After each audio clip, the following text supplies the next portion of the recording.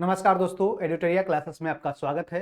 2024-25 के बनने वाले इन्वायरमेंट यानी पर्यावरण से प्रमुख करंट अफेयर्स को देखते हुए चलेंगे और इसमें आपको बताते हुए चलेंगे कौन से क्वेश्चन किस तरह से पूछे जाते हैं। 16 जून 2025 को नई दिल्ली में अंतर्राष्ट्रीय बिग कैट अलायंस की पहली महासभा आयोजित की गई, जिसकी अध्यक्षता कौन किए हैं? तो पहली बार इसके अध्यक्ष बने हैं केंद्रीय पर्यावरण मंत्री, और कौन है? तो भूपेंद्र यादव हैं। ये पहली बार इसके अध्यक्ष बने हैं। इस बैठक में 9 देशों के मंत्री स्तरीय प्रतिनिधि मंडल ने इसमें भाग लिया है। तो इसका पीछे का बैकग्राउंड जानते हैं क्या है? तो IBCA international big cat alliance के उद्देश्य जो है कि बाघ, शेर, तेंदुआ, हिम तेंदुआ, प्यूमा, जगुआर और चीता जैसे बिल्ली की जो 7 बड़ी प्रजातियां होती है उसी को संरक्षण प्रदान करना है। प्रोजेक्ट टाइगर की 50वीं वर्षगांठ पर इसे भारतीय प्रधानमंत्री के द्वारा लॉन्च किया गया था, जिसका मुख्यालय भारत में ही है। तो ये इंटरनेशनल बिग कैट अलायंस का हेडक्वार्टर कहाँ है? तो भारत में है। और इसके पहले जो IBCA का जो पहला प्रेसिडेंट बने हैं, कौन बने हैं? तो केंद्रीय पर्यावरण मंत्री भूपेंद्र यादव बने हैं। और आपको बता दें कि 7 बड़ी प्रजातियां जो बिल्ली की होती है, कौन कौन से होते हैं? तो बाघ, शेर, तेंदुआ, हिम तेंदुआ, प्यूमा, जगुआर और चीता होते हैं। जो यहाँ पे 3 जो प्रमुख रूप से भारत में नहीं पाए जाते, यानी कि प्राकृतिक रूप से भारत में नहीं पाए जाते हैं, उसका नाम क्या क्या है? तो ये जगुआर नहीं पाया जाता है, प्यूमा नहीं पाया जाता है और चीता, ये तीनों है जो भारत में प्राकृतिक रूप से नहीं पाए जाते हैं। तो क्वेश्चन इस तरह से भी पूछ सकता है। तो आपको ध्यान रखना है कि भारत में जो 7 बड़ी बिल्लियां प्रजातियां हैं उसमें से 3 है जो भारत में प्राकृतिक रूप से नहीं पाए जाते, ये दूसरे देश से मंगाए गए हैं या फिर आर्टिफिशियली रूप से यहाँ पे, जैसे आपने देखा कि प्रोजेक्ट चीता 2022 में शुरू किया गया था। और आपको पता है कि 1952 में चीता भारत से विलुप्त हो चुका था, इसकी घोषणा भी किया जा चुका था। लेकिन अब भारत सरकार ने फिर से प्रोजेक्ट चीता शुरू किया और ये 2022 में शुरू किया, और उसके बाद कूनो नेशनल पार्क में अफ्रीका और नामीबिया जैसे जो क्षेत्र से वहां से ला करके यहाँ ट्रांसफर करके ट्रांसलोकेट किया है। ठीक है। और प्रोजेक्ट टाइगर की शुरुआत कब की जाती है? तो 1973 में की जाती है। 1973 में प्रोजेक्ट टाइगर की शुरुआत होती है। इसके तहत बाघों का संरक्षण प्रदान करना इसका मुख्य उद्देश्य रहा। तो हरियाणा सरकार ने अरावली पहाड़ियों में एशिया की सबसे बड़ी जंगल सफारी बनाने की घोषणा किया है। तो एशिया की सबसे बड़ी जंगल सफारी कहाँ पे? तो हरियाणा में। और हरियाणा सरकार ने कहा तो अरावली की पहाड़ी, जो जानते हैं कि अरावली पहाड़ी कहाँ से निकल कर आती है? तो ये गुजरात, राजस्थान, हरियाणा, पंजाब और दिल्ली के जो राष्ट्रपति भवन है वहां पे भी ये है जो इसका है जो फैला हुआ अंतिम छोर है, जो रायसीना हिल्स है। विश्व ऊर्जा रिपोर्ट के अनुसार भारत 2024 में दुनिया का चौथा सबसे बड़ा जैव ईंधन उपयोगकर्ता देश बन गया है। तो दुनिया का है जो ईंधन का उपयोग करते हुए यानी कि बायोफ्यूल का उपयोग करने में भारत का स्थान कौन सा है? तो इसमें चौथा स्थान है, आपको याद रखना है। और विश्व जैव ईंधन दिवस अभी हाल ही में 10 अगस्त को मनाया गया। तो world fuels day, biofuels day कब मनाया गया? जैव ईंधन डे कब मनाया गया? 10 अगस्त को मनाया गया। और 10 अगस्त को क्या मनाया जाता है? तो विश्व शेर दिवस भी मनाया जाता है। विश्व शेर दिवस भी कब? 10 अगस्त को ही मनाया गया। ठीक है। और इसी पे वर्ल्ड बायोफ्यूल्स डे के अवसर पे भारत सरकार के जो यातायात मंत्री हैं, कौन है? नितिन गडकरी, उनके द्वारा यह घोषणा किया कि भारत है जो क्या ऑटोमोबाइल के इंडस्ट्री में, ऑटोमोबाइल प्रोडक्शन के इंडस्ट्री में भारत आने वाले समय में अभी वर्तमान में तीसरा स्थान है, और आने वाले लक्ष्य है कि आने वाले समय में अमेरिका पहला स्थान, दूसरा चाइना और तीसरा भारत है जो अब पहला स्थान पे आगे आने वाले समय में बन जाएंगे। 8 जुलाई 2025 को मध्य प्रदेश के पन्ना टाइगर रिजर्व में एशिया की सबसे उम्रदराज जीवित हथिनी, जिसका नाम क्या रहा? वत्सला, इसका निधन हो गया, जिसकी आयु 100 वर्ष से भी अधिक थी। तो एक हथिनी थी जिसका उम्र 100 वर्ष से भी अधिक था, और उसका नाम क्या था? तो वत्सला। और ये कहा? मध्य प्रदेश के पन्ना टाइगर रिजर्व। तो पन्ना टाइगर रिजर्व कहाँ पे है? तो ये मध्य प्रदेश में है। और आपको पता है कि अभी हाल ही में 58वां टाइगर रिजर्व की घोषणा हो चुकी है कि 58 tiger reserve, 58th tiger reserve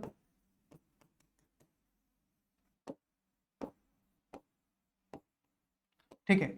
और ये कौन सा है? तो ये कहां पे स्थित है? तो मध्य प्रदेश में ही है। मध्य प्रदेश में है माधव टाइगर रिजर्व। ठीक है। देश में एशियाई शेरों की आबादी 32% बढ़कर कुल कितनी हो चुकी है? तो 891 हो चुकी है। 891 हो चुकी है। और पिछले 5 वर्षों में 217 शेर बढ़े हैं, यानी कि 2020 में 674 शेर थे और अब बढ़ के 891 हो चुका है। और इसी को यदि परसेंटेज में देखें तो कितना? तो ये 32% इसकी वृद्धि हो चुकी है। केंद्र सरकार के द्वारा एशियाई शेर की आबादी को संरक्षण प्रदान करने के लिए प्रोजेक्ट लायन को मंजूरी प्रदान कर दी गई है। तो जानते हैं कि सबसे ज्यादा भारत में शेर की प्रजाति, एशियन लायन की प्रजाति पाई जाती है। कहाँ पे? गिर नेशनल पार्क, जो कहाँ स्थित है? गुजरात में स्थित है। वहां पे ये एशियन लायंस पाए जाते हैं।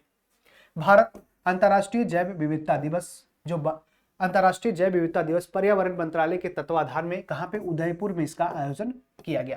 तो कमेंट बॉक्स में बता सकते हैं कि अंतर्राष्ट्रीय जैव विविधता दिवस कब मनाया जाता है। एक कमेंट बॉक्स में आपको बताना है। क्वेश्चन कई बार ऐसे पूछे गए हैं, तो आपको ये कमेंट बॉक्स में बताना है। और इसका आयोजन अभी हाल ही में उदयपुर में किया गया है। भारतीय तटरक्षक बल इंडियन कोस्ट गार्ड फोर्स ने ओडिशा के गहीरमाथा तट पर ऑलिव रिडले कछुए के रेस्क्यू हेतु ऑपरेशन ओलिविया को चलाया है। तो कई बार क्वेश्चन ये पूछा गया है कि भारतीय तटरक्षक बल के द्वारा कौन से ऑपरेशन चलाया जाता है? ऑलिव रिडले कछुए को पुनरीक्षण करने के लिए या फिर प्रजनन जो करते हैं उसको संरक्षण प्रदान करने के लिए किया जाता है। तो ये कहाँ पे? उड़ीसा के गहीरमाथा तट है। तो कई बार क्वेश्चन ये भी पूछ दे सकता है कि गहीरमाथा तट कहाँ पे स्थित है? तो उड़ीसा पे, जहाँ पे ओलिव रिडले टर्टल क्या करते हैं? प्रजनन करते हैं। और इसी की सुरक्षा करने के लिए इंडियन कोस्ट गार्ड फोर्स के द्वारा ऑपरेशन ओलिविया शुरू किया गया है। ओलिविया का ऑलिव कलर होता है, इस कारण से जो हरा टाइप का होता है, हरा से थोड़ा सा हल्का कलर होता है जो ऑलिव होता है, और उसके जो शरीर का ऊपर का स्ट्रक्चर होता है इस कलर से बना होता है, जिस कारण से इसे ओलिविया रिडले टर्टल कहा जाता है। ठीक है, तो ये भारतीय तटरक्षक बल की बात करें तो ये डिफेंस, मिनिस्ट्री ऑफ डिफेंस के अंदर काम करता है, यानी कि रक्षा मंत्रालय के अधीन यह कार्य करता है। रक्षा मंत्रालय के अधीन यह कार्य करता है। और आपको पता है कि इसकी स्थापना कब होती है? तो 1 फरवरी 1977 को इसकी स्थापना की जाती है। 1 फरवरी 1977 को इसकी स्थापना होती है, लेकिन ये 1978 से काम करना शुरू होता है। तो 1 फरवरी 1978 से यह काम करना शुरू होता है, और जिस कारण से 1 फरवरी को मनाया जाता है क्या? भारतीय तटरक्षक बल दिवस भी मनाया जाता है, क्योंकि 1 फरवरी 1978 को इसका फाउंडेशन डे मनाया जाता है। तो आपको ये चीज भी पता होना चाहिए। और अभी वर्तमान में जो Paramesh Shiva Mani Indian coast guard force के क्या है? तो ये प्रमुख हैं, परमेश शिवमणि। तो ये आपको याद रखते हुए चलना है। और मोरारजी देसाई के द्वारा 1978 में, जो जानते हैं कि मोरारजी देसाई के समय में पहली बार भारत में नन कांग्रेस गवर्नमेंट की स्थापना होती है 1977 में। उसी के बाद इनके द्वारा यह शुरुआत की जाती है। चलिए आगे बढ़ते हैं। भारत की अक्षय ऊर्जा क्षमता यानी रिन्यूएबल एनर्जी जो कैपेसिटी है वो 220 गीगावाट वित्त वर्ष 2024-25 में ऐतिहासिक वृद्धि देखी गई है। तो कितना? तो 220 गीगावाट की वृद्धि देखी गई है 2024-25 के वित्त वर्ष में। और यह उपलब्धि वर्ष 2030 तक गैर जीवाश्म स्रोतों से 500 गीगावाट प्राप्त करने के देश के महत्वाकांक्षी लक्ष्य के अनुरूप है। यानी भारत सरकार का यह टारगेट है कि 2030 तक जो गैर जीवाश्म ईंधन से, यानी कोयला ये सब छोड़ करके, सोलर एनर्जी हो गया, विंड एनर्जी हो गया और हाइड्रो इलेक्ट्रिक एनर्जी हो गया, तो इससे क्या, तो यहाँ से क्या करना है? तो इलेक्ट्रिसिटी, ये एनर्जी को प्राप्त करना है, जिसका यह उद्देश्य है कि 500 गीगावाट को 2030 तक इसका फुलफिल करना भारत सरकार का लक्ष्य है। और मुख्य रूप से क्या करना है? तो कार्बन इमिशन को कम करना है। कार्बन इमिशन को टारगेट करते हुए आगे चलना है, इसको कम करना है। और कार्बन न्यूट्रलिटी है उसको हासिल करते हुए चलना है। और कार्बन न्यूट्रलिटी का लक्ष्य क्या है? तो 2070 तक भारत सरकार चाहता है कि इसमें पूरी तरह काम कर सके 2070 तक। तो कुल नवीकरणीय ऊर्जा यानी कि रिन्यूएबल एनर्जी ऐसा होता है जो उसको हम बार बार इसका यूज कर सकते हैं और ये खत्म नहीं होगा। लेकिन नॉन रिन्यूएबल एनर्जी क्या होता है? जैसे कोयला हो गया, ये फॉसिल फ्यूल्स हो गया, जहां पे हम एक बार यूज करेंगे, कई सालों तक यूज करेंगे, तो एक समय आएगा कि वो खत्म हो जाएगा, तो उसको नॉन रिन्यूएबल एनर्जी कहते हैं। तो इसकी कुल नवीकरणीय ऊर्जा क्षमता की बात करें 220 गीगावाट अभी तक हो चुकी है। और कुल सौर ऊर्जा अकेले अब 106 गीगावाट यानी 100 गीगावाट को भी पार कर चुका है सोलर एनर्जी। और इसकी बात करें 2014 में मात्र 2.3 गीगावाट सोलर एनर्जी था, लेकिन आपने देखा कि बहुत सारी योजनाएं, इंटरनेशनल सोलर अलायंस आया, इसके जो हेडक्वार्टर है कहाँ? गुरुग्राम हरियाणा में है। और ये भारत और फ्रांस के सहयोग से इसको आगे लाया गया। इंटरनेशनल सोलर अलायंस को बहुत सारे कंट्रीज में जुड़ते धीरे धीरे चले गए और भारत सरकार भी इस पर काफी अच्छा काम कर रहा है। और ये सोलर रूफटॉप परियोजना भी लाया है, जिस कारण से सोलर एनर्जी का डिमांड है जो भारत में ज्यादा बढ़ता जा रहा है और उसका डिमांड और प्रोडक्शन भी हासिल होता जा रहा है। तो इस कारण से कुल सौर ऊर्जा क्षमता की बात करें तो 106 गीगावाट हो चुका है। पवन ऊर्जा की बात करें तो 50 गीगावाट, इसी में 220 का डिवाइड किया गया है, तो 106 और 50 क्या? तो पवन ऊर्जा से।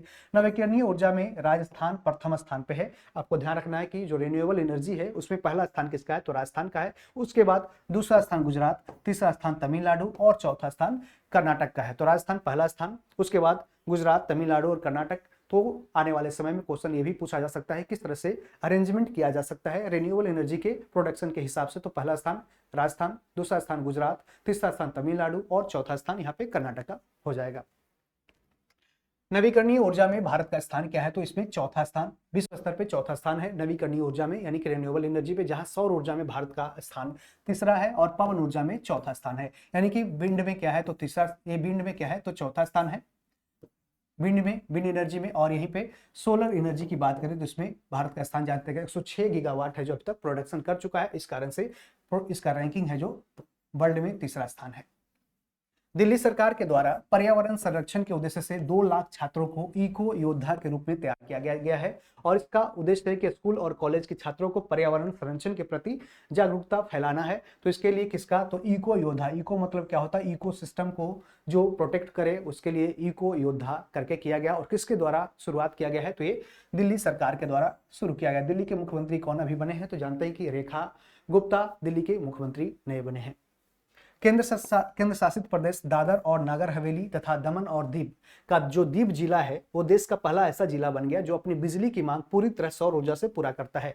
तो ये दीव जिला है जो पूरी तरह से अपना जो जितना इलेक्ट्रिसिटी का फुल डिमांड है वो अपना कहां से पूरा करता है, तो सोलर एनर्जी से। और इसके छतों पे, सारे घरों के छतों पे क्या लगा है, तो इसका जो क्या, तो सोलर रूफटॉप लगा हुआ है, तो सोलर प्लेट लगा हुआ है, जिस कारण से अपना ये बिजली का उत्पादन सारा सौर ऊर्जा से पूरी करता है।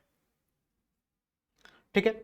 और ऐसा ही हिमाचल प्रदेश के एक राज खास गांव है, हिमाचल का एक राज खास गांव है, हिमाचल प्रदेश का राज खास गांव है।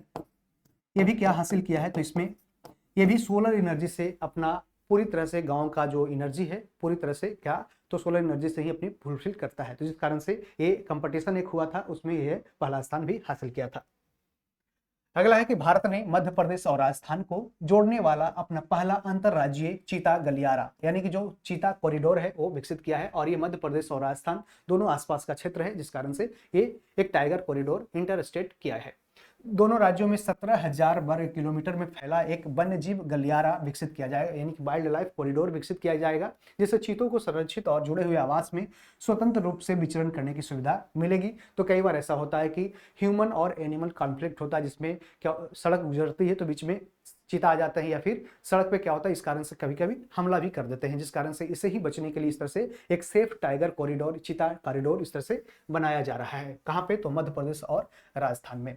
उत्तर प्रदेश सरकार ने भारतीय रेलवे के सहयोग से भारत की पहली विस्टा होम जंगल सफारी ट्रेन शुरू किया है। तो यह Uttar Pradesh eco tourism board द्वारा शुरू की गई एक गंतव्य 3 वन योजना का हिस्सा है, यानी कि भारत की पहली इस तरह से जंगल सफारी योजना को शुरू किया गया, इसका नाम विस्टा होम जंगल सफारी ट्रेन शुरू किया है। और ये किसके द्वारा, तो उत्तर प्रदेश सरकार के द्वारा किया गया है। इसका उद्देश्य है कि दुधवा राष्ट्रीय उद्यान, कतरनिया घाट और किशनपुर वन्यजीव अभ्यारण्य को एक संयुक्त पर्यटन स्थल के रूप में लाना है, यानी कि तीनों को इस तरह से जोड़ते हुए दिखाया है कि कहीं पे आप है जो इसका सफारी, जैसे सफारी पार्क में क्या हो सकता है, सफारी ट्रेन है जो यहाँ से आप यात्रा करके ये तीनों को देख सकते हैं, यानी कि एक इको टूरिज्म को विकसित करने के उद्देश्य से यह बनाया गया है। और अभी उत्तर प्रदेश सरकार के द्वारा यह भी टारगेट रखा गया कि 2026 के शुरुआत तक होते होते क्या करना है, तो लखनऊ में क्या, तो जंगल ये नाइट सफारी की शुरुआत कर देनी है। तो नाइट सफारी भी शुरुआत करनी है कहाँ, लखनऊ में। तो आपको चीजों को ध्यान रखना है कि दुधवा राष्ट्रीय उद्यान कहाँ पे है, उत्तर प्रदेश में। कतरनिया घाट कहाँ पे है, तो उत्तर प्रदेश में। किशनपुर वन्यजीव अभ्यारण्य, ऐसे आपको क्वेश्चन पूछा जा सकता है। तो किशनपुर, कतरनिया घाट और दुधवा आप जानते होंगे, पीलीभीत जानते होंगे। तो आपको किशनपुर आपको याद रखना है कहाँ पे स्थित है, यूपी में है। यहीं पे आपको अमनगढ़ नेशनल पार्क है, जो क्वेश्चन एक बिहार दरोगा में पूछा गया था कि अमनगढ़ नेशनल पार्क कहाँ है। अमनगढ़ नेशनल पार्क कहाँ है, तो ये कहाँ पे स्थित है, तो यह है जो उत्तर प्रदेश में स्थित है। कहाँ पे, उत्तर प्रदेश में यह स्थित है। ये क्वेश्चन पूछा गया था। ठीक है, चलिए आगे बढ़ते हैं। देश का पहला waste to wildlife park की बात करें तो ये कहाँ पे, तो नोएडा जंगल ट्रेल नोएडा में बनाया गया है। और यह पार्क 30 एकड़ में फैला है और इसे पब्लिक प्राइवेट पार्टनरशिप मॉडल पर विकसित किया गया है, यानी कि कुछ फंडिंग सरकार के द्वारा भी दी जाएगी और कुछ फंडिंग है क्या, तो प्राइवेट कंपनी के द्वारा भी विकसित इसमें करने में सहयोग प्रदान की जाएगी। तो इस कारण से इसका जो देश का पहला जो waste to wildlife park, यानी कि बेस्ट टू वाइल्ड लाइफ की पार्क की बात करें तो इसमें जो कचरा उचरा जो निकल के आता है उसको क्या करना है, उसी को एक जंगल रूप देना है। और इस तरह से कहाँ, तो नोएडा जंगल ट्रेल के बारे में ये नोएडा में बनाया जाएगा। कहाँ पे, तो नोएडा में बनाया जाएगा। दुनिया का पहला वाणिज्यिक स्तर का ई मेथनॉल संयंत्र डेनमार्क में शुरू हुआ है और यह नवीकरणीय ऊर्जा और संचित कार्बन डाइऑक्साइड से प्राप्त एक स्थायी ईंधन है। तो आपको पता होना चाहिए क्या, तो दुनिया का पहला कॉमर्शियल लेवल का एक क्या है, ई मेथनॉल संयंत्र। ई मेथनॉल संयंत्र है जो कहाँ पे, तो डेनमार्क में शुरू हुआ है। तो जानते हैं कि मेथनॉल का अभी प्रोडक्शन है जो क्या, तो ई मेथनॉल संयंत्र का कहाँ पे शुरुआत हुआ, तो डेनमार्क। और डेनमार्क ऐसा देश है जो भारत के साथ सहयोग ये भी हासिल किया है कि समझौता किया है कि किस तरह से हम कार्बन इमिशन को कम कर सकते हैं। इसके लिए क्या तो ग्लोबल ट्रांजिशन जो कार्बन इमिशन अलायंस भी शुरू किया है। ठीक है, ऑस्ट्रेलिया की निंगलू रीफ पर भीषण प्रवाल विरंजन हुआ है। तो प्रवाल विरंजन जानते हैं कि कोरल रिफ्स जो होते हैं समुद्र में पाए जाते हैं, वहां पे मुख्य रूप से क्या, तो कई बार क्या चीजें होती है, तो समुद्र बहुत ज्यादा गंदा हो जाता है जिस कारण से भी कोरल ब्लीचिंग अपना जो नेचुरल कलर होता है उसको फिर अपना छोड़ना शुरू कर देता है, जिस कारण से इसे बोला जाता है प्रवाल विरंजन, यानी कोरल रिफ क्या, तो ये डिस्कलर होना शुरू हो जाता है। तो ये कहाँ पे, तो ऑस्ट्रेलिया के निंगलू रिफ में। तो जानते हैं कि ऑस्ट्रेलिया का जो ये उत्तर पश्चिमी भाग है जहाँ पे मुख्य रूप से क्या है, तो ग्रेट बैरियर रिफ है। तो इस तरह से ऑस्ट्रेलिया का है जो मैप में आप देखते होंगे, तो कहाँ पे, तो इस तरह से ऑस्ट्रेलिया के पार्ट में उत्तर पश्चिमी भाग में क्या है, तो इसमें ग्रेट बैरियर रिफ जो आपको अंतरिक्ष से भी यह दिखता है। तो ग्रेट बैरियर रिफ कहाँ पे स्थित है, तो ये ऑस्ट्रेलिया में स्थित है। और यहाँ पे इस तरह से देख सकते हैं कि ऑस्ट्रेलिया के नेंगलू रिफ पर भीषण प्रवाल विरंजन हुआ है। हाल ही में 119वें मन की बात कार्यक्रम में प्रधानमंत्री ने बाघ संरक्षण हेतु सोलिगा जनजाति के योगदान की सराहना की है। तो सोलिगा जनजाति क्वेश्चन ये भी पूछ सकता है कि सोलिगा जनजाति का निवास स्थान कहाँ है, तो ये कर्नाटक में निवास करते हैं। तो कर्नाटक के सोलिगा जनजाति, और इसके मुख्य रूप से किस पे काम करता है, तो ये देख सकते हैं कि इन्होंने जो भी बाघ संरक्षण हेतु जो बाघ का संरक्षण प्रदान करने, तो यानी कि सोलिगा जनजाति का जो प्रेम है किससे है, तो बाघ का संरक्षण करने में। और उसके लिए प्रधानमंत्री नरेंद्र मोदी ने अपने मन की बात जो रेडियो एपिसोड में 119वें एपिसोड में इन्होंने यह कार्यक्रम में सोलिगा जनजाति की सराहना करते हैं। और यह जनजाति कहाँ, कर्नाटक के बिल्लीगिरी रंगनाथ स्वामी मंदिर बाघ अभयारण्य में क्या निवास करती है। तो बिल्लीगिरी रंगनाथ स्वामी मंदिर में यह वहाँ के जो बाघ अभयारण्य है वहीं पे ये निवास करते हैं। तो सोलिगा जनजाति कर्नाटक, ये भी ध्यान रखना है। साथ साथ बिल्लीगिरी रंगनाथ स्वामी मंदिर बाघ अभयारण्य कहाँ पर स्थित है, आपको पता होना चाहिए, कहाँ, कर्नाटक में स्थित है। अडॉप्ट ए हेरिटेज 20 प्रोग्राम कार्यक्रम के तहत बिसलेरी कंपनी ने ऐतिहासिक जल निकायों को पुनर्स्थापित करने हेतु भारतीय पुरातत्व सर्वेक्षण यानी कि आर्कियोलॉजिकल सर्वे ऑफ इंडिया के साथ में यह समझौता किया है। तो मिनिस्ट्री ऑफ कल्चर यानी संस्कृति मंत्रालय के अधीन यह काम करता है आर्कियोलॉजिकल सर्वे ऑफ इंडिया, जिसकी स्थापना कब होती है, 1861 में होती है। और इसके पहले जो डायरेक्टर जनरल होते हैं 1861 में इसकी स्थापना होती है। और इसके पहले डायरेक्टर जनरल होते हैं, कौन होते हैं, तो अलेक्जेंडर कनिंघम होते हैं। और उसके बाद है जो एंशिएंट मॉन्यूमेंट्स का प्रोटेक्शन एक्ट लाया जाता है, एंशिएंट मॉन्यूमेंट्स प्रोटेक्शन एक्ट लाया जाता है, एंशिएंट मॉन्यूमेंट प्रोटेक्शन एक्ट लाया जाता है। कब लाया जाता है, तो ये लॉर्ड कर्जन के समय में 1904 में लाया जाता है, 1904 में लाया जाता है, 1904 में लाया जाता है कर्जन के समय में। ठीक है,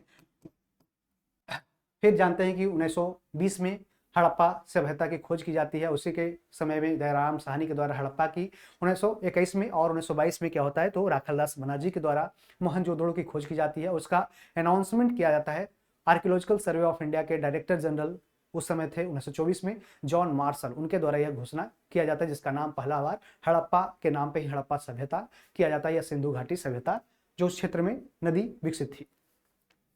तो अडॉप्ट ए हेरिटेज 20 प्रोग्राम कार्यक्रम के तहत बिसलेरी कंपनी जानते हैं कि क्या वाटर बॉटल्स बनाती है, और इसने ऐतिहासिक जल निकाय को पुनर्स्थापित करने हेतु भारतीय पुरातत्व सर्वेक्षण के साथ एक नई समझौता पे हस्ताक्षर किया है। कैलीफैंड की बात करें, कैलीफैंड को 25 फरवरी 2025 को रोम इटली में लॉन्च किया गया है, जिसका उद्देश्य है कि जैव विविधता संरक्षण के लिए अपने उद्योग में आनुवांशिक डेटा का उपयोग करने वाले व्यवसायों से वित्तीय योगदान को प्राप्त करना इसका मुख्य लक्ष्य रहेगा। तो इसको देखते हुए चल सकते हैं कैलीफैंड कहाँ, तो इसका आयोजन अभी रोम इटली में किया गया, जिसका उद्देश्य क्या, तो बायोडाइवर्सिटी कंजर्वेशन पे काम करना। इसमें आनुवांशिक डेटा यानी कि जो क्या, तो इसमें जेनेटिक जो डेटा है उसको भी उपयोग करके व्यवसाय से वित्तीय योगदान भी प्राप्त कर सकता है, इसके लिए किया गया है।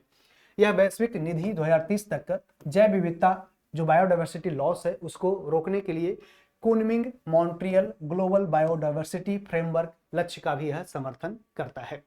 यह निधि 2024 में कोलंबिया में हुए ऐतिहासिक समझौते के बाद संरक्षण परियोजनाओं, वैज्ञानिक अनुसंधान और स्वदेशी समुदाय की सुरक्षा के लिए भी वित्त पोषित करेगी, यानी कि अपना फंडिंग देगी।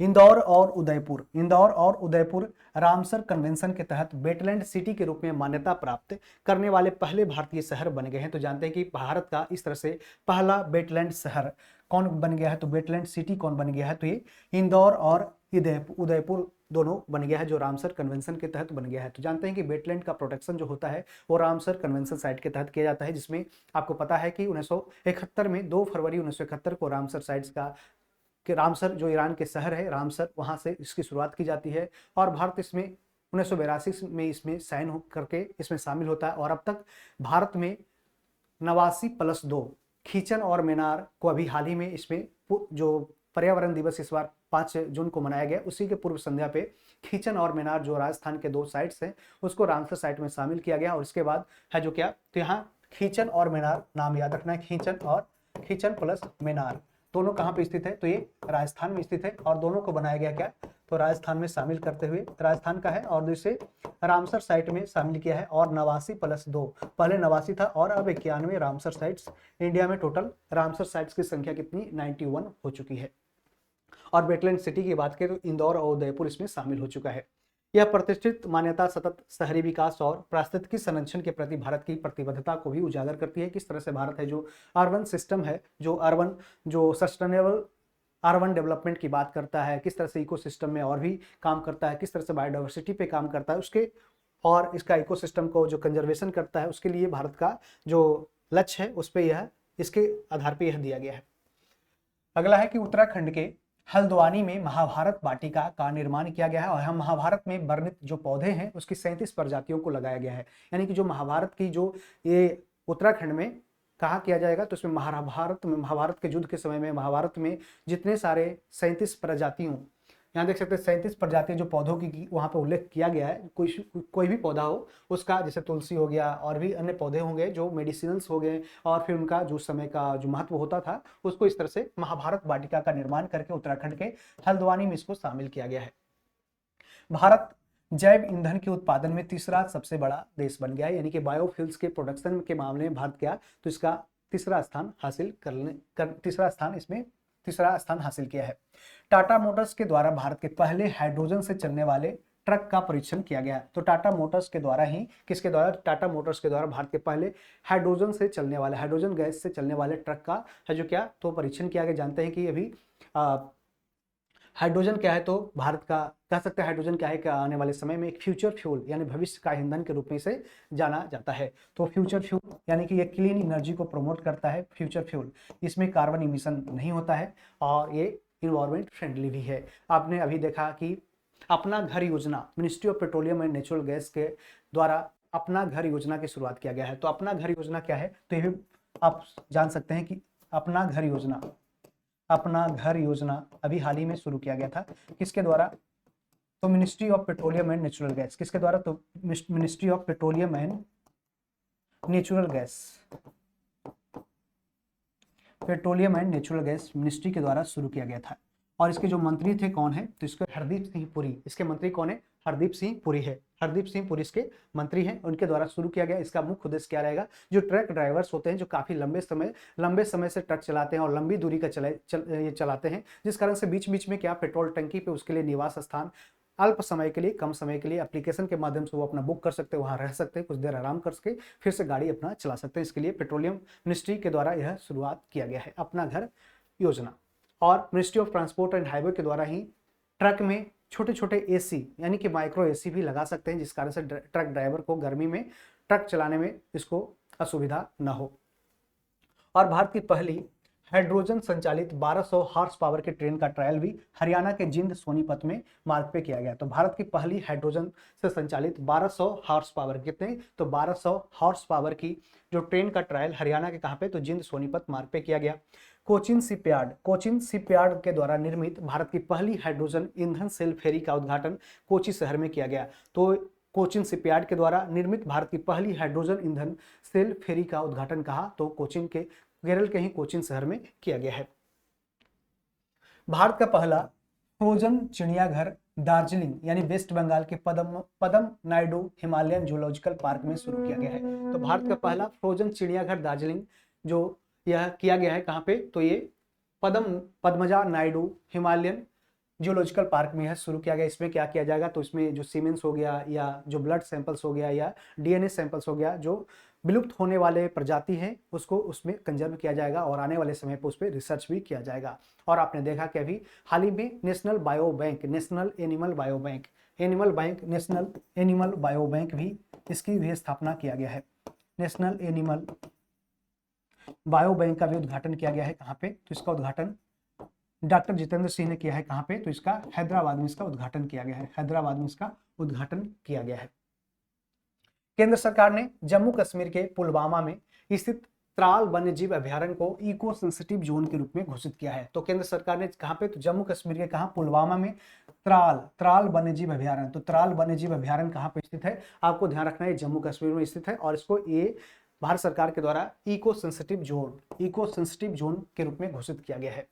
तेलंगाना सरकार ने राज्य के कवाल टाइगर रिजर्व को महाराष्ट्र में ताडोबा अंधेरी टाइगर रिजर्व से जोड़ने वाले क्षेत्र को कुमराम भीम संरक्षण रिजर्व घोषित किया है। तो इसको कुमराम भीम संरक्षण रिजर्व घोषित किया और यह क्षेत्र 1492.88 वर्ग किलोमीटर में फैला है, जिसमें बाघों के अलावा विभिन्न प्रकार के जानवर और 240 से अधिक पक्षियों की भी प्रजातियां इसमें पाई जाती है। तो आपको कुछ मुख्य रूप से ये ध्यान में रखना है कि कौन से वाइल्ड लाइफ सेंचुरी कहाँ पे स्थित है, तो ये भी ध्यान में रखते हुए चलना है। तो तेलंगाना सरकार ने कहा तो राज्य के कवाल टाइगर रिजर्व क्वेश्चन पूछ सकता है कहाँ है, तो कवाल टाइगर रिजर्व कहाँ है, तो ये महाराष्ट्र में स्थित है। और तेलंगाना में क्या है, तो अमराबाद टाइगर रिजर्व भी कहाँ स्थित है, तो ये अमराबाद टाइगर रिजर्व की बात करें तो ये भी अमराबाद टाइगर रिजर्व कहाँ स्थित है, तेलंगाना में स्थित है। और तडोबा अंधारी टाइगर रिजर्व है कहाँ, महाराष्ट्र में। ये दोनों को क्या किया है, तो कनेक्ट किया है, जोड़ने वाले क्षेत्र को कुमराम भीम संरक्षण रिजर्व घोषित किया है। तमिलनाडु सरकार ने प्रवासी आर्द्रभूमि पक्षियों के संरक्षण के उद्देश्य से रामनाथपुरम जिले के धनुषकोडी में ग्रेटर फ्लेमिंगो अभयारण्य घोषित किया है। तो तमिलनाडु सरकार ने तो ग्रेटर फ्लेमिंगो अभयारण्य अभी हाल ही में कहा घोषित किया गया है, तो ये तमिलनाडु सरकार के द्वारा किया गया है, जिसमें प्रवासी आर्द्रभूमि पक्षियों के संरक्षण के उद्देश्य से यह किया गया है। कहाँ पे, तो रामनाथपुरम जिले के धनुषकोडी में किया गया है। पर्यावरण दिवस जो 5 जून को मनाया जाता है, उसके अवसर पर हिमाचल प्रदेश की राजधानी शिमला में आयोजित एक समारोह के दौरान हिमाचल प्रदेश सरकार के ने प्लास्टिक प्रदूषण को रोकने के लिए स्कूली छात्रों को स्टील की बोतल वितरित करने की घोषणा किया। इसका उद्देश्य है कि राज्य को ग्रीन स्टेट बनाना और बच्चों में पर्यावरण के प्रति जागरूकता फैलाना इसका मुख्य उद्देश्य है। तो हिमाचल के मुख्यमंत्री कौन है, तो सुखविंदर सिंह सुक्खू, उनके सरकार के द्वारा यह फैसला लिया गया किस तरह से हम पर्यावरण को और भी बेहतर रूप से संरक्षण कर सकते हैं, जिसके लिए प्लास्टिक बोतल में पानी नहीं पीना है और कहाँ, तो इस तरह से पानी जो उसका स्टील बोतल में आपको पानी पीना है। ओडिशा सरकार के द्वारा सिमलीपाल पार्क टाइगर रिजर्व को नेशनल पार्क अधिसूचित किया गया और इसमें 845 किलोमीटर इसकी एरिया है। इसके करने के बाद ये भारत का 107वां राष्ट्रीय उद्यान बन चुका है। तो भारत का अभी 107वां नेशनल पार्क कौन बन गया है, तो ये सिमलीपाल पार्क टाइगर रिजर्व बन गया है और ये उड़ीसा सरकार का ये दूसरा बन गया। इसके पहले भीतरकनिका जो टाइगर रिजर्व है, भीतरकनिका नेशनल पार्क था। तो पहला कौन था, तो भीतरकनिका कहाँ पे है, तो ये भीतरकनिका नेशनल पार्क है जो उड़ीसा में स्थित है और ये पहला था और दूसरा सिमलीपाल टाइगर रिजर्व है जो दूसरा बन गया है। ठीक है।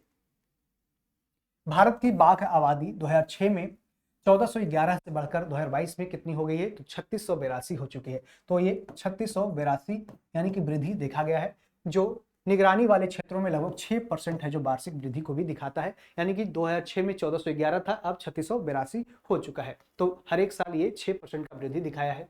मध्य भारत यानी सेंट्रल इंडिया और पूर्वी घाटों में संख्या यह 1033 से बढ़कर 1439 हो चुका है। तो 1033 से बढ़कर कितना, तो 1439 हो चुका है। और शिवालिक गंगा मैदान के क्षेत्रों में 646 से बढ़कर 819 और सुंदरबन में 88 से लेकर 101 हो चुकी है।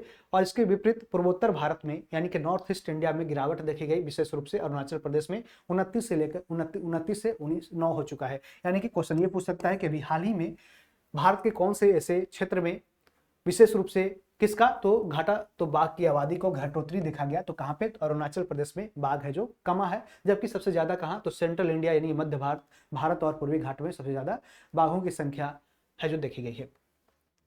तेलंगाना के मेडक में आईसीआर यानी कि Indian council of agriculture research कृषि विज्ञान केंद्र के द्वारा प्राकृतिक एवं जैविक कृषक सम्मेलन 2024 का आयोजन किया गया और उपराष्ट्रपति ने इस सम्मेलन में मुख्य अतिथि के रूप में भाग लिया। तो उस समय उपराष्ट्रपति कौन थे, तो जगदीप धनखड़ थे। और उनके इस्तीफे के बाद अब सीपी राधाकृष्णन जो महाराष्ट्र के राज्यपाल थे, अब ये राज्यपाल से इस्तीफा देकर अब क्या बन गए हैं, तो ये उपराष्ट्रपति बने गए हैं, जबकि महाराष्ट्र के अब नए राज्यपाल आचार्य देवव्रत बन गए हैं।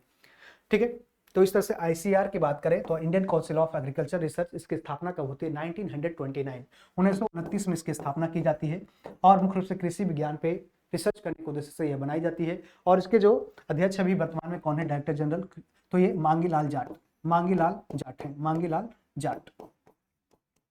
मांगीलाल जाट इनका नाम आपको याद रखना है, मांगीलाल जाट। चलिए आगे बढ़ते हैं।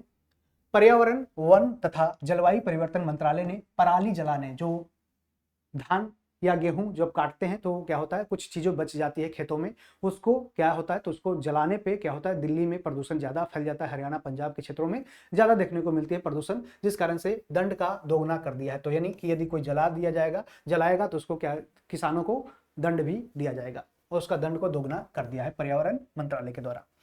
केरल के अरलम वन्यजीव अभयारण्य को भारत का पहला तितली अभयारण्य घोषित किया गया है और यह अभयारण्य 55 वर्ग किलोमीटर में फैला है, जिसमें 266 से अधिक तितली की प्रजातियां हैं।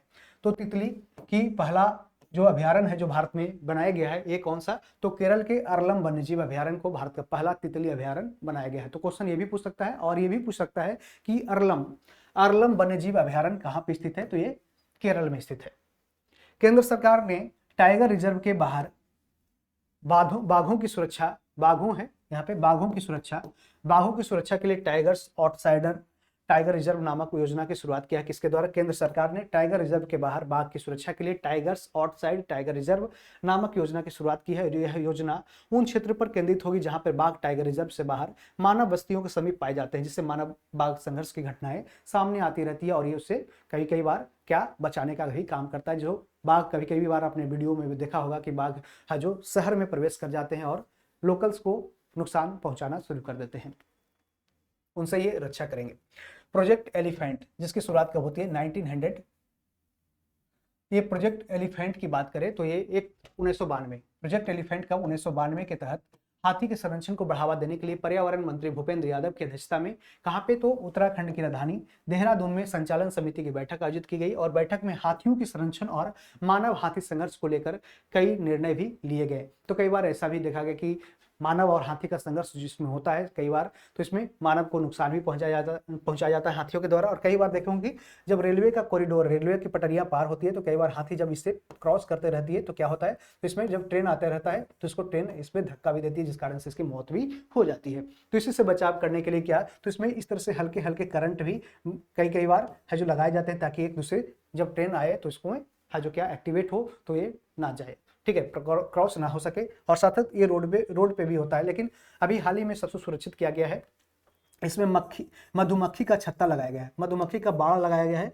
जिस कारण से जब ये क्रॉस करने जाता है, ये क्या, तो क्रॉस करने जाता है हाथी तो उसको मधुमक्खी काटना शुरू करता है तो वो पीछे हट जाता है, जिस कारण से भी बचाव होता जाता है।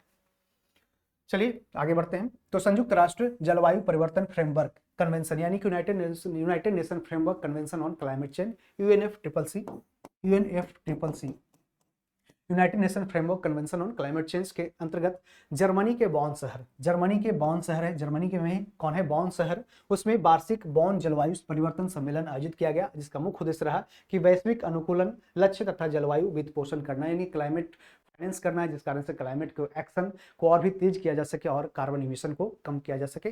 इसके लिए जर्मनी के बॉन शहर में एक बॉन जलवायु परिवर्तन सम्मेलन आयोजित किया गया। 25 जून 2025 को पर्यावरण, वन और जलवायु परिवर्तन मंत्रालय के तहत भारतीय संरक्षण सम्मेलन 2025 का आयोजन वन्यजीव संस्थान, जानते हैं कि वाइल्ड लाइफ इंस्टीट्यूट कहाँ पे है, तो देहरादून में है, और यहीं पे देहरादून में इंडियन फॉरेस्ट रिसर्च इंस्टीट्यूट भी है स्थित है। तो ये उत्तराखंड में भारतीय संरक्षण सम्मेलन 2025 का आयोजन किया गया। इसमें देश विदेश से 500 से अधिक पर्यावरण शोधकर्ताओं ने पर्यावरण और वन्यजीव संरक्षण पे भी चर्चा करते हैं। जलवायु तथा स्वास्थ्य अफ्रीका सम्मेलन यानी CHAC 2024 का आयोजन कहाँ किया गया? तो जिम्बाब्वे की राजधानी कहाँ? तो हरारे में किया गया। तो जिम्बाब्वे की राजधानी हरारे में इसका आयोजन किया गया। किस पे? तो जलवायु और स्वास्थ्य अफ्रीका सम्मेलन का आयोजन कहाँ? तो जिम्बाब्वे की राजधानी हरारे में किया गया। चर्चा में रहे प्राणहिता वन्यजीव अभयारण्य कहाँ पर स्थित है? तो तेलंगाना में स्थित है। तो तेलंगाना में प्राणहिता ये वाइल्ड लाइफ सेंचुरी स्थित है। कहाँ? तेलंगाना में। तेलंगाना आपको याद रखना है कि प्राणहिता वन्यजीव अभयारण्य तेलंगाना में स्थित है।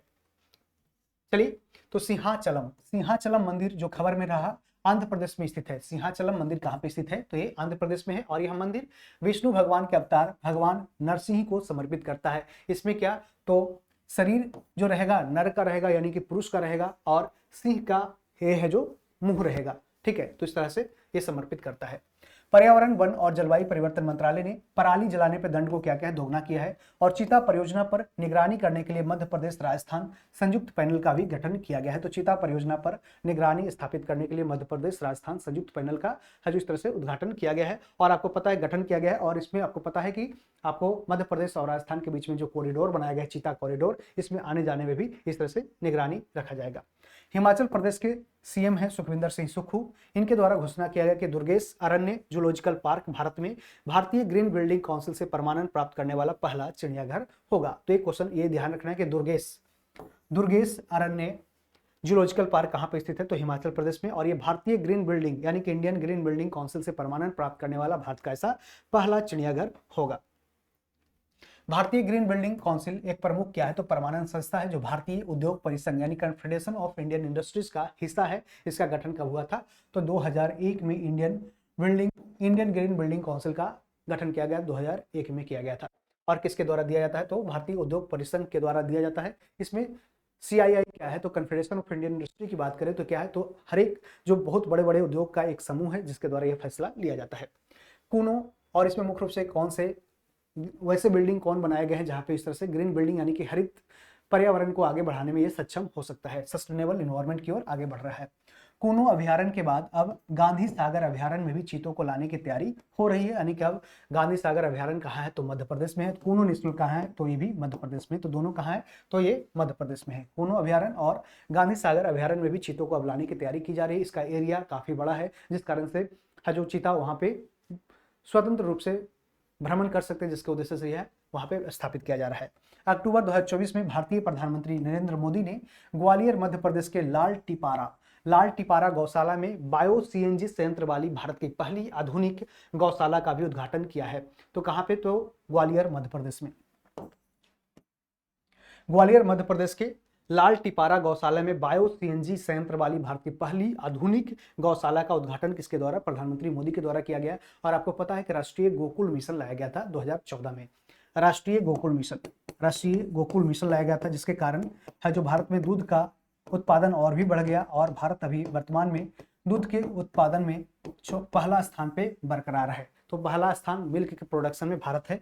मिल्क में फर्स्ट पोजीशन क्या है? तो फर्स्ट है जो भारत है। और इसमें आनंद मुल्क यूनाइटेड लिमिटेड का भी बहुत ही बड़ा योगदान है, क्योंकि एक कोऑपरेटिव सेक्टर के रूप में इसने काम किया, शुरू किया, और इसके बाद अब भारत को ऐसी स्थिति में पहुंचा दिया कि भारत अब नंबर 1 मिल्क के प्रोडक्शन में बना हुआ है। सितंबर 2024 में राजस्थान के भरतपुर जिले में स्थित केवलादेव राष्ट्रीय उद्यान में टील कार्बन पर भारत का पहला अध्ययन किया गया। तो ये केवलादेव राष्ट्रीय उद्यान कहाँ पे स्थित है? तो ये राजस्थान में स्थित है। कहाँ? राजस्थान में स्थित है। और यहाँ पे इस तरह से टील कार्बन पर भारत का पहला अध्ययन किया गया। और टील कार्बन से तात्पर्य मतलब क्या होता है? तो गैर ज्वारीय मीठे पानी की आर्द्र भूमियों में संग्रहित कार्बन से है, यानी कि जो गैर ज्वारीय यानी कि जो गैर ज्वारीय मीठे पानी है उसके आर्द्र भूमि में संग्रहित जो कार्बन है उसी से इसका मतलब है टील कार्बन। तो कई बार क्वेश्चन ये पूछा जा सकता है कि टील कार्बन का मतलब क्या होता है, टील कार्बन क्या होता है? तो टील कार्बन जो गैर ज्वारीय मीठे पानी की आर्द्र भूमि से ये उसी में जो संग्रहित कार्बन होते हैं उसी को टील कार्बन कहा जाता है। 5 जून 2024 को विश्व पर्यावरण दिवस के अवसर पर प्रधानमंत्री नरेंद्र मोदी द्वारा नई दिल्ली में एक पेड़ मां के नाम अभियान का शुभारंभ किया गया था। ठीक है, और यहाँ देख सकते हैं 5 जून 2024 को पिछले बार यह शुरुआत किया गया था, पिछले साल विश्व पर्यावरण दिवस के अवसर पर प्रधानमंत्री मोदी के द्वारा एक पेड़ माँ के नाम, इसमें माँ को भी डेडिकेट करना एक पेड़, साथ साथ ये सस्टेनेबल इन्वायरमेंट यानी सतत पर्यावरण को भी यह है जो विकसित करने में योगदान करेगा। और आपको पता है कि अभी हाल ही में इसी तर्ज को आगे बढ़ाते हुए एक पेड़ माँ के नाम को आगे बढ़ाते हुए हरियाणा में यह हरियाणा के गुरुग्राम में इसका शुभारंभ किया गया, नगरम वन, हरियाणा के गुरुग्राम में नगरम वन का है जो विकास किया गया, नगरम वन। और इसमें भारत के जो केंद्रीय मंत्री हैं पर्यावरण के, वो इसमें शामिल होते हैं। सांसद मनोहर लाल खट्टर भी इसमें शामिल इसका उद्घाटन करते हैं। 5 जून 2024 को विश्व पर्यावरण दिवस के अवसर पर इलेक्ट्रॉनिक्स और आईटी मंत्रालय, जिसके मंत्री हैं डॉक्टर जितेंद्र सिंह, इनके द्वारा स्वदेशी वायु गुणवत्ता निगरानी प्रणाली यानी कि एयर क्वालिटी AIMS और एयर प्रवाह ऐप को लॉन्च किया गया। इसमें मुख्य रूप से एयर का क्वालिटी किसी भी क्षेत्र में किस तरह से है उसके बारे में यह एयर क्वालिटी इंडेक्स भी जारी करता है। और इसके विश्व पर्यावरण दिवस के ही अवसर पर यह शुरू किया गया। क्या? तो स्वदेशी वायु गुणवत्ता निगरानी प्रणाली शुरू किया गया है। एयर क्वालिटी AIMS में real time air quality index monitoring के लिए एयर प्रवाह नामक ऐप है। तो एयर प्रवाह नामक आप जो एयर का प्रवाह होना, उसमें किस तरह से, उसमें कार्बन इमिशन, कार्बन मोनोऑक्साइड कितना है, कार्बन डाइऑक्साइड कितना है, उसमें ऑक्सीजन कितना है और कितना है जो क्या पार्टिकुल PPM है, PPM 2.5 है या PPM, इस तरह से जो पार्टिकुलेट कार्बन मैटर्स होता है उसको PM बोलता है, PM 2.5 पार्टिकुलेट मैटर। राजस्थान के जैसलमेर में राष्ट्रीय मल उद्यान में आयोजित वार्षिक वाटर होल सर्वेक्षण के ग्रेट इंडियन बस्टर्ड पक्षी की कुल गिनती कितनी पाई गई? तो 64 पाई गई। और भारतीय वन्यजीव संस्थान की हालिया रिपोर्ट के अनुसार गंगा नदी बेसिन में 4000 से अधिक भी डॉल्फिन पाए गए। तो गंगा नदी के जो बेसिन है उसमें लगभग 4000 डॉल्फिन पाए गए। इसमें सबसे ज्यादा जो डॉल्फिन पाए गए कहाँ पे? तो ये उत्तर प्रदेश में। तो गंगा नदी और उसकी सहायक नदियों में पाए जाने वाले डॉल्फिन्स में सर्वाधिक 2000 से अधिक उत्तर प्रदेश में यह पाया गया, लगभग 2300 के आसपास उत्तर प्रदेश में पाया गया। और 2023 में उत्तर प्रदेश में गंगा डॉल्फिन राज्य जलीय जीव भी घोषित किया गया। तो गंगा में जो पाए जाते हैं डॉल्फिन, उसका राजकीय देख सकते हैं कि राजकीय जो जलीय जीव घोषित किया गया था उत्तर प्रदेश में, ये भी डॉल्फिन को किया गया है। वैसे नेशनल एक्वेटिक एनिमल यानी भारत का राष्ट्रीय जलीय जीव है जो क्या है? डॉल्फिन ही है। इसको भी ध्यान आपको रखना है। गंगा नदी डॉल्फिन का वैज्ञानिक नाम क्या है? तो प्लेटेनिस्टा गंगेटिका। इसका साइंटिफिक नेम भी आपको डॉल्फिन का याद रखना है कि गंगा नदी में पाए जाने वाले डॉल्फिन है, इसका नाम क्या है? प्लेटेनिस्टा गंगेटिका। इसे वर्ष 2010 में राष्ट्रीय जलीय जीव यानी कि नेशनल एक्वेटिक एनिमल भारत का दिया गया था, दर्जा दिया गया था। और आपको पता है कि ये क्या होता है? ये मुख्य रूप से सांस कैसे लेता है? तो उसके ऊपर एक सॉकेट टाइप का बना होता है इसके सर के ऊपर, और उसी से जब ये पानी के अंदर जाता है और पानी से जब ऊपर निकलता है तो उसके बाद सू सू करके आवाज निकाल के है जो पानी अंदर हवा ऑक्सीजन है जो लेता है, जिस कारण से इसे सू सू करके नाम से भी इसको जाना जाता है। सू सू किसको नाम से जाना जाता है? तो डॉल्फिन्स को जाना जाता है। और ये मुख्य रूप से ये इको पे काम करता है यानी प्रतिध्वनि पे काम करता है, और ये डायरेक्टली ये किसी चीज को देख नहीं पाता है, और इको पे ये अपना शिकार भी करता है, साथ साथ चीजों को भी ऑब्जर्व करता है। भीषण सूखे और गर्मी के कारण सूख जाने वाले लक्ष्मण तीर्थ नदी कर्नाटक में कावेरी की सहायक नदी है। तो लक्ष्मण तीर्थ नदी कहाँ पे स्थित है? तो कर्नाटक में स्थित है। और ये अभी हाल ही में ये सूख गया था जिस कारण से चर्चा में रहा। और ये कर्नाटक में किसकी सहायक नदी है? तो कावेरी की सहायक नदी है। ठीक है। सतलज जल विद्युत निगम लिमिटेड के द्वारा हिमाचल प्रदेश में नाथपा, ये क्या नाम है इसका? Nathpa Jhakri hydro power station में भारत के पहले ग्रीन हाइड्रोजन पायलट प्रोजेक्ट का अनावरण किया गया है। तो सतलज जल विद्युत, ये क्वेश्चन बिहार दरोगा के एक्साइज मेंस में क्वेश्चन पूछा गया था कि नाथपा झाकरी जो हाइड्रो इलेक्ट्रिक पावर प्रोजेक्ट बनाया जा रहा है ये कौन सी नदी पे है और ये कहाँ पर है? तो ये सतलज नदी पे है, हिमाचल प्रदेश में है। वहीं अभी टाटो विद्युत परियोजना अभी हाल ही में कहाँ बनाया गया? तो ये अरुणाचल प्रदेश में इसका उद्घाटन किया गया है, अरुणाचल प्रदेश में। ठीक है, ये ध्यान में रखते हुए चलना है। अगला है कि सुप्रीम कोर्ट के द्वारा कालेसर वन्यजीव अभ्यारण्य जो कहाँ पे स्थित है? हरियाणा में स्थित है।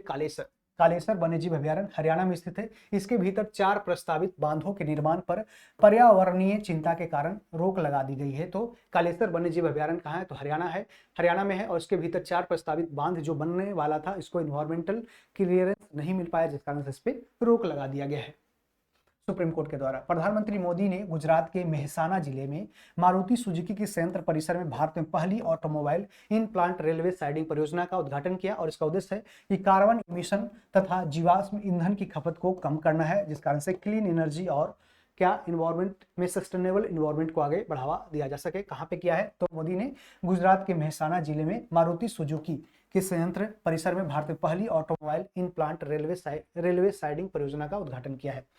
माओवादी और सुरक्षा बलों के बीच हिंसक झड़प के बीच में चर्चा में आया सुनाबेड़ा वन्यजीव अभ्यारण्य। ये कहाँ पे स्थित है? तो ओडिशा के नुआपाड़ा जिले में है। ओडिशा में स्थित है, नुआपाड़ा जिले में। और यह छत्तीसगढ़ के सीता नदी तथा उदंती अभ्यारण्य से भी जुड़ा हुआ है। तो सीता नदी और उदंती अभ्यारण्य कहाँ है, तो ये छत्तीसगढ़ में स्थित है। जानते हैं कि छत्तीसगढ़ और उड़ीसा दोनों पास पास लोकेशन है, तो इसको ये है जो आसपास में स्थित है। और ये सुनाबेड़ा कहाँ पे स्थित है, तो उड़ीसा में स्थित है सुनाबेड़ा। तो सुनाबेड़ा वन्यजीव अभ्यारण्य कहाँ, उड़ीसा में स्थित है। और वहीं छत्तीसगढ़ में स्थित है सीता नदी और उदंती अभ्यारण्य, ये कहाँ, तो छत्तीसगढ़ में स्थित है। तो कई बार जो नेशनल पार्क या वाइल्ड लाइफ सेंचुरी जो न्यूज में आते हैं वो क्वेश्चन डायरेक्टली भी पूछ सकता है कि कहाँ पे है। तो इस तरह से फ्रेंड्स हमने इन्वायरमेंट टू द पॉइंट के तहत यानी पर्यावरण से संबंधित जितने सारे प्रमुख करंट अफेयर्स 2024-25 में पूछे गए उसको हमने एक जगह वीडियो में कंप्लीट रूप से किए हैं, और ये आने वाले समय में विभिन्न रूप से एग्जाम में पूछे जा सकते हैं। तो आपको इसके लिए तैयार रहना है। और कैसा लगा वीडियो कमेंट बॉक्स में बता सकते हैं। साथ साथ एडिटोरिया का जो करंट अफेयर्स मैगजीन आया है उसी का यह है जो लिया गया पार्ट है। आप इसको एक बार विस्तृत रूप से समझाने का हमने प्रयास किया है, तो आप इसको देख सकते हैं, दोस्तों में शेयर कर सकते हैं। और वीडियो कैसा लगा कमेंट बॉक्स में बता सकते हैं। और भी अन्य टॉपिक ऐसे ऐसे लाए जाएंगे, और भी एक्सरसाइजेस इंडेक्स जो हमने लाया है उसको भी जाकर देख सकते हैं। तो thank you, all the best. और इसका पीडीएफ आपको एडिटोरिया दरोगा टेलीग्राम चैनल पे मिल जाएगा, तो इसको भी जुड़ जाएंगे। Thank you, all the best.